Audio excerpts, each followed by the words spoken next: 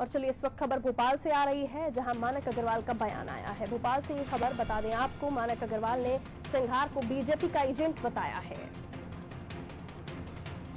जमुना देवी की विरासत को बदनाम कर रहे हैं सिंघार। अग्रवाल का कहना है एक के बाद एक कांग्रेस के नेता सामने आ रहे। आदिवासी होने का लाभ लेकर जेब भरने का काम कर रहे उमंग सिंघार। मानक अग्रवाल का बड़ा बयान, जिस पर उमंग सिंघार को बीजेपी का एजेंट बता रहे हैं। जमुना देवी की विरासत को बदनाम कर रहे हैं सिंघार। अग्रवाल ने ये बड़ा बयान दिया है। आदिवासी होने का लाभ लेकर जेब भरने वाले उमंग सिंघार हैं। खबर को समझते हैं आशीष मंगल सोनी, विशेष संवाददाता फोन लाइन पर। आशीष, एक के बाद एक कांग्रेस के नेता बाहर आ रहे हैं और एक दूसरे पर टिप्पणी कर रहे हैं। अब उमंग सिंघार पर मानक अग्रवाल ऐसी टिप्पणी कर रहे हैं जिससे वाकई आगे की सियासत गर्म होने वाली है।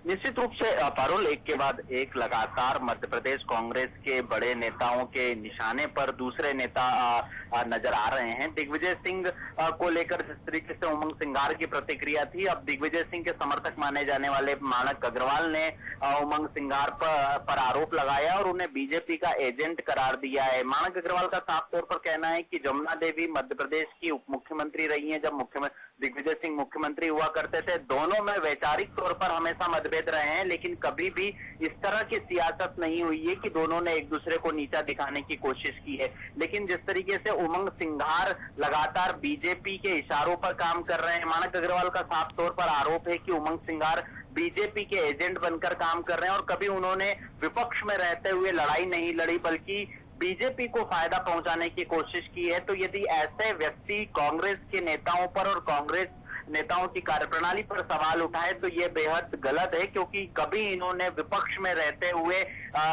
जो राजनीतिक दल हैं उनके खिलाफ संघर्ष नहीं किया है। बिल्कुल आशीष, लेकिन ऐसे में बैठे बिठाए बीजेपी को फिर मुद्दा मिला है और कांग्रेस एक बार फिर घिरती हुई नजर आ रही है। तो क्या माना जाए, फिर इस मुद्दे को ठंडा करने की कोशिश, जैसे पीसीसी चीफ का मुद्दा ठंडा किया गया? निश्चित रूप से पारुल, जिस तरीके से बीजेपी बार बार आरोप लगाती हुई आती है, कहीं न कहीं अब बीजेपी के आरोपों में सच्चाई नजर आती है। वो ये कि बीजेपी के नेता बार बार ये कहते नजर आते हैं कि कांग्रेस सरकार अपनी अंतर कलह के कारण ही अपने कुंबे में परेशानी झेलती रहती है। और इस तरह से जो बयानबाजी कांग्रेस नेताओं की आ रही है, उससे साफ है कि कांग्रेस के कुंबे में अंतर कलह कम होने का नाम नहीं ले रही है और बैठे बिठाए बीजेपी को एक के बाद एक नए मुद्दे मिलते जा रहे हैं। इसके पहले बीजेपी के घंटानाद आंदोलन करने के राकेश सिंह के जो का ट्विटर हैंडल था, उस पे जो तारीखों की गफलत हुई थी, वो एक कांग्रेस के पास मुद्दा था कि कांग्रेस उस पर बीजेपी को घेर सकती है। लेकिन बीजेपी को बैठे बिठाए नया मुद्दा कांग्रेस देने का काम कर रही है और ऐसे में कांग्रेस अपनी अंतर कलह से ही काफी परेशान है।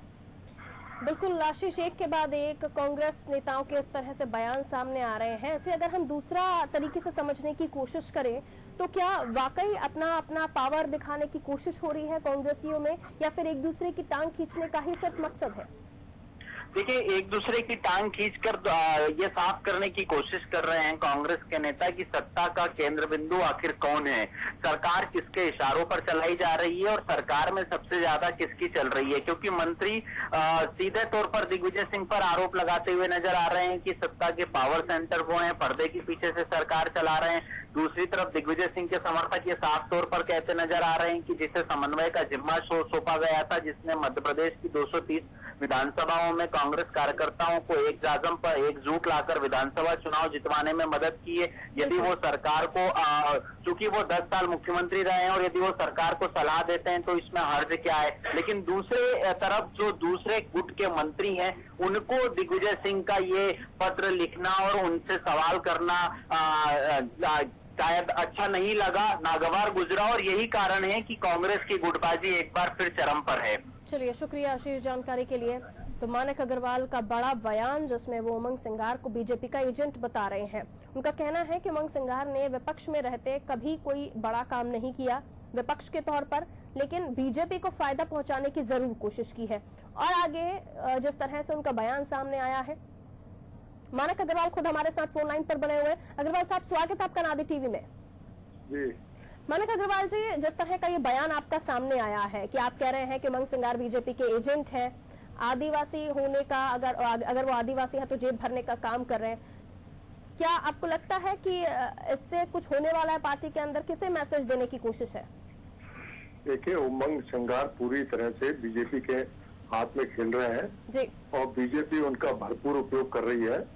दिग्विजय सिंह जी 10 साल मुख्यमंत्री रहे, 15 साल बीजेपी की गवर्नमेंट रही, ऐसी बात तो किसी ने नहीं की। यदि उनके पास में कोई प्रूफ थे तो मुख्यमंत्री जी को बतलाना चाहिए था। इस तरीके के आरोप लगाने से पार्टी की छवि को धूमिल करने का और दिग्विजय सिंह जी की छवि को धूमिल करने का काम उमंग सिंगार कर रहे हैं। अब आपको लगता है कि पार्टी को कोई बड़ा एक्शन लेना चाहिए उमंग सिंगार के ऊपर? निश्चित रूप से लेना चाहिए मुख्यमंत्री जी को उनके खिलाफ एक्शन। कोई चर्चा हुई आपकी कमलनाथ जी से? कांग्रेस के कार्यकर्ताओं में पूरे प्रदेश में आक्रोश है जी, इसलिए एक्शन लेना बहुत जरूरी है। और जो कोई चर्चा हुई आपकी कमलनाथ जी से, दिग्विजय सिंह साहब से? मुझे किसी से चर्चा करने की जरूरत नहीं है जी। मुझे जहाँ जो कहना होता है मैं कह देता हूँ, तो वहाँ तक अपनी बात पहुँचा देता हूँ। यानी जो पुतला दहन भी हुआ उमंग सिंगार का, वो रोष ही था, आक्रोश ही था अन्य कार्यकर्ताओं का? आप पुतला दहन कार्यकर्ताओं में जब गुस्सा होता है तो वो किसी भी स्थिति में किसी भी स्तर पर चले जाते हैं कार्यकर्ता। जी, ये बयान सिर्फ उन्होंने गुस्से में ये पुतला दहन कर दिया। जी, मानक अग्रवाल जी, ये बयान सिर्फ यहीं तक है कि आप अंदर भी नेताओं से बात करेंगे किसी तरह से? मेरी कई नेताओं से बात हो चुकी है, वो दिल्ली तक बात हो चुकी है और उमंग सिंगार के खिलाफ कार्रवाई होगी क्योंकि वो बीजेपी के हाथ में खेल रहे हैं। चलिए, शुक्रिया सर हमारे साथ जुड़ने के लिए। तो मानक अग्रवाल जी खुद हमारे साथ जुड़े हुए थे, उनका ये बयान मीडिया के सामने आया और अनादि टीवी पर भी इस बयान की पुष्टि करते हुए वो कहते हैं कि ये बयान उन्होंने दिया है और वो ये भी कहते हैं कि उमंग सिंगार ने हमेशा बीजेपी को फायदा पहुंचाने की कोशिश की है। वो बात करेंगे, उनकी बात भी हुई है, सीएम कमलनाथ से भी बात होगी और दिग्विजय सिंह साहब से भी बात करेंगे। और जब कार्यकर्ताओं में गुस्सा होता है, क्योंकि अभी तक शोभा ओझा जी का भी कहना था कि वो कार्यकर्ता कौन है जिन्होंने पुतला दहन किया उसके बारे में जानकारी नहीं है, कांग्रेस के तो नहीं है लेकिन असामाजिक तत्व हो सकते हैं तो बीजेपी के भी हो सकते हैं। लेकिन ये बात साफ तौर पर कहते हुए मानक अग्रवाल जी नजर आ रहे हैं कि कार्यकर्ताओं में जब गुस्सा होता है तो पुतला दहन भी होता है। तो उमंग सिंगार का जो पुतला दहन हुआ था उसको भी साफ तौर पर स्वीकारते हुए मानक अग्रवाल और कह रहे हैं कि जमुना देवी की विरासत को खराब करने का या फिर बदनाम करने की कोशिश उमंग सिंगार कर रहे हैं। और साथ ही मानक अग्रवाल का जो ये बड़ा बयान जिस पर वो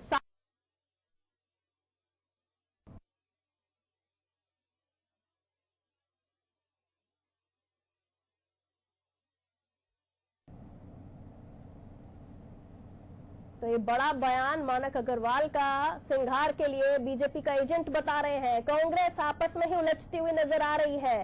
कमलनाथ जी कोशिश कर रहे हैं कि किसी तरह से इस कोल्ड वार को थाम लिया जाए, लेकिन ये युद्ध विराम लगने का नाम नहीं ले रहा। एक के बाद एक नेता सामने आ रहे हैं और अपनी टिप्पणी साझा कर रहे हैं।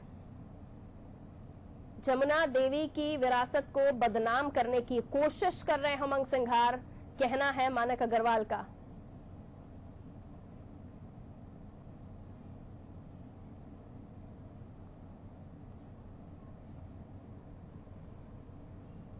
तो जमुना देवी की विरासत को बदनाम करने की सिंघार कोशिश कर रहे हैं, बीजेपी के एजेंट हैं सिंघार। अग्रवाल, मानक अग्रवाल का ये बयान और अनादि टीवी पर साफ तौर पर ये बात कहते हुए वो नजर आए हैं कि हमेशा से उमंग सिंघार ने बीजेपी का साथ दिया है।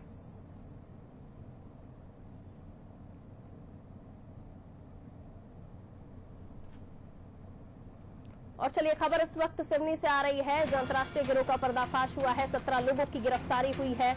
चोर गिरोह का पर्दाफाश, अंतर्राष्ट्रीय चोर गिरोह है ये, जिसमें 17 लोग गिरफ्तार हुए हैं। पुलिस ने गिरोह के 17 सदस्यों को गिरफ्तार कर लिया है।